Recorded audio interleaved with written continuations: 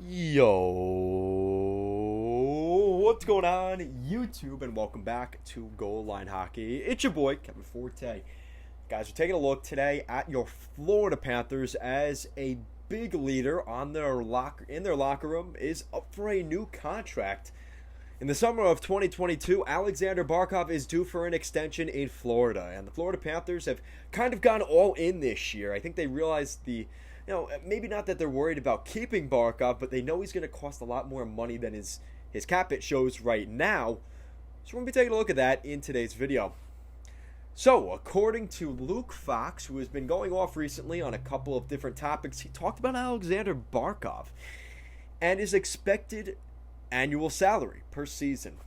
Now, again, you have to preface the fact that it depends on the term of this contract. Now, I don't think it really matters for Barkov. I think Barkov is going to get an 8 or 7 year contract. I don't see him taking much less. He doesn't need a bridge contract. He's just already gone through that. He's going to want the contract that's going to give him the most annual average salary and the most duration. And I think we're going to see Aleksander Barkov get both. He is that talented. And you look at the way he plays. I hear in interviews with different players, and they always talk about, who's the most difficult guy to play against around the league. A lot of people, yes, obviously McDavid, Crosby, but who's also in that conversation? This guy, Aleksander Barkov. And I think Barkov, again, we're seeing some change there in Florida. A very Finnish dominant team. Obviously, they've let go of Henrik Borgstrom, but you've got Aleksander Barkov, potentially Anton Lundell as your top two centers of the future. And they're both Finns. So Aleksander Barkov, we know how good of a player he is. A very highly regarded guy when he was drafted.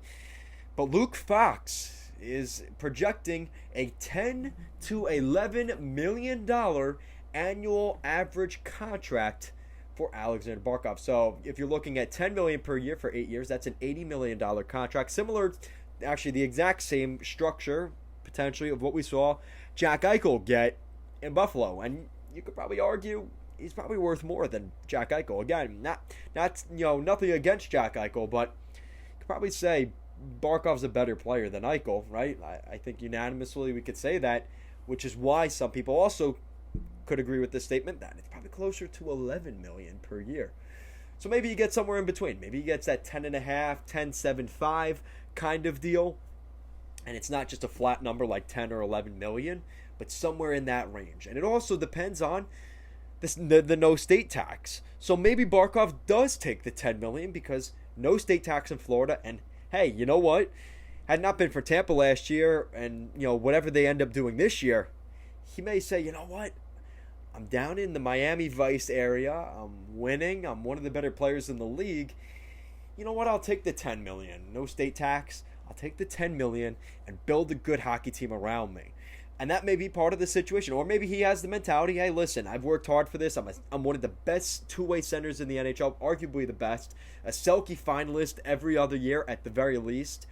So I want my money. Give me closer to the 11 million, right? That could also be the mindset. So again, you got to get inside Barkov's head for that one. And the fact that he's going into the season not worrying about the contract kind of leads me to believe he does want that leverage next summer of another good season with some really talented players around him, potentially guys like Anthony Duclair, Carter Verhaeghe, Sam Reinhart, that maybe he wants closer to that $11 million cap hit, which he has absolutely earned the right to get. And that's why I think, most Florida Panthers fans will say, give him what he wants, because he is just so important and an integral piece of the team. You can't let these guys go.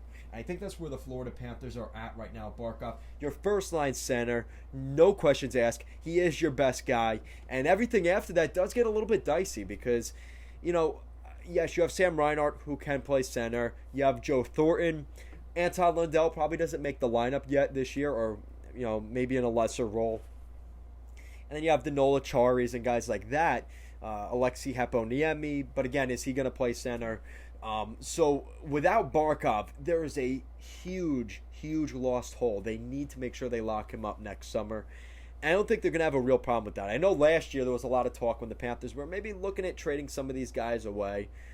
And you're seeing that not really the case because you're seeing this team wants to win. And obviously bringing in Joel Quenneville, giving big money to Sergei Bobrovsky, obviously some of them haven't worked. Guys like Anton Strawman, that contract now in Arizona, took a passport over there. So, again, it's one of those things, but I don't think they're going to worry about this too much. They do have the cap space, which is good. Right now, they have 1.3 million in cap space right now. They're projected to have over 14.5 million in cap space next year. Now, the only problem with that is they do have a couple of guys to sign, but not Aleksander Barkov, which is the good thing. So, again, you're going to probably have to move some salary, honestly. And maybe that's buying out Bobrovsky at some point at the end of the year. That may be an option. I mean, it's crazy, but if it helps them in the short term, I think the Florida Panthers would consider that. But let me know what you guys think of that. Aleksander Barkov, I mean, he's 26 years old. He's in the prime of his career, guys. Ladies and gentlemen, Aleksander Barkov is, like I said, a top 5 center in the NHL. And a lot of people have said he's very underrated and this and that. I don't think that's the case anymore. We know how good Barkov is, and he's one of the faces to the NHL. Not only the franchise of the Florida Panthers, but the face of the league at this point. And I think, obviously his numbers are quite impressive. He does score points, but he's also a very good two-way defensive-minded center as well. I mean, you look at his points since his rookie year. His rookie year, he put up 24 points, and ever since then, 78 points in 79 games, 96 points in the last regular 82-game schedule we had back in 2018-2019. Last season, 62 points in 66 games, so a point per game. And this season, he played 50 games, 58 points in 50 games. Now, he's still under a point per game over his career. He's played over 500 games in the NHL. He's got over 465 points in 529 games, which is quite impressive. And you look at what he did in the under 20 championships. That's the last World Juniors he's really been in 2012 and 2013. He picked up 4 points in 7 games and then 7 points in 6 games the following season. So Barkov, a 2013 second overall draft pick. This guy is an absolute stud. And I'm not that worried about the Panthers re-signing him. But I think now that we've got a legitimate number between 10 and 11 million, I don't think that's concrete. But I wouldn't be surprised if it's in that range. And I think, I hate to say it, but the Florida Panthers will probably have to pay that up. And I think they'll do it knowing what he means to their team and just how integral he is. You don't find these guys very often. That's why he may be worth that $11 million price tag. So, with that said, I think the Florida Panthers, again, this is a team I'm excited to see this season. But let me know what you guys think in the comment section down below. If you had to say an annual average value, I'm not talking about the entire contract being $10 million. That would be robbery if you gave him $1 million per year. But what do you think of between $10 and $11 million per season? What would we see closer to the side? Would it be closer to the $10 million side or the $11 million side in Aleksander Barkov's next contract? Let me know your thoughts down below. And if you like what we're doing here at Goal Line Hockey, want to see the latest news around the NHL and more videos just like this one, guys, make sure to give this video a big thumbs up and an even bigger subscribe down below. Guys, make sure to check out our Streamlabs shop in the description down below.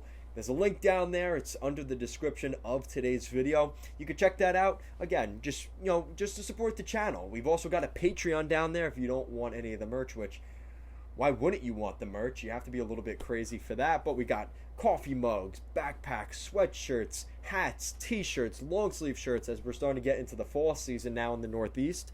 Make sure to check that out. Guys, as always, thank you so much for watching this video. And I really do mean that. Thank you so much for watching this video. And I will see you again next time.